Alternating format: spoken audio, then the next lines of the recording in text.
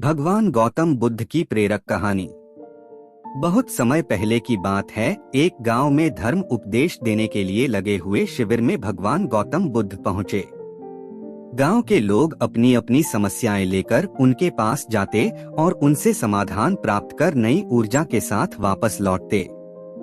गांव के बाहर एक गरीब राह में बैठा बुद्ध के पास आते जाते लोगों को निहारता रहता। उसने क्या देखा? दुखी चेहरा लिए भारी कदमों से लोग भगवान गौतम बुद्ध के शिविर में जाते और नई ऊर्जा के साथ चेहरे पर खुशी व आनंद लिए वापस लौटते।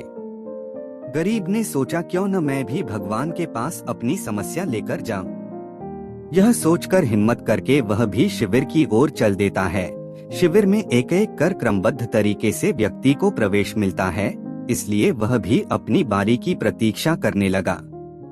जो कुछ उसने रास्ते में देखा, अब यहाँ उसे साक्षात देखने को मिल रहा है।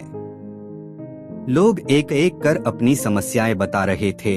भगवान गौतम बुद्ध चुपचाप शांति से सबकी समस्या सुनते और जवाब देते। उसकी भी बारी आई। उसने भगवान गौतम बुद्ध को प्रणाम किया और बोला, भगवान मैं ही गरीब क्यों? भगवान गौतम बुद्ध मुस्कुराए और बोले, तुमने कभी किसी को दिया ही नहीं, इसलिए गरीब हो। इस पर वह आश्चर्य से वह भगवान गौतम बुद्ध का मुंह ताकने लगा और बोला, भगवान मेरे पास कुछ देने के लिए है ही नहीं। बड़ी मुश्किल से गुजारा हो पाता है और कभी कभी तो भूखे ही सोना पड़ता है, इतना गरीब हूँ। भगवान गौतम बुद्ध शांत भाव से बोले, तुम्हारे पास एक चेहरा है, किसी को भी मुस्कुराहट दे सकते हो। तुम्हारे पास मुंह है, किसी को भी प्रशंसा भरे कुछ शब्द दे सकते हो। जो हाथ तुम्हारे पास है, किसी की भी मदद कर सकते हो। दरअसल जिसके पास में ये तीन चीजें हैं, वह भला कैसे गरीब हो सकता है? गरीबी का भाव मन में होता है, मन से यह भ्रम निकाल दो। लोगों को देते जाओ, गरीबी अपने आप ही दूर हो जाएगी। यह बातें सुनकर उस गरीब का चेहरा दमक उठा। उसे अपने प्रश्न का उत्तर मिल चुका है। अब उसके मन से गरीबी का भाव दूर हो गया। इस शिक्षा को जीवन में उतारकर कुछ ही दिनों में उसका जीवन भी खुशियों से भर गया। जीवन की सीख।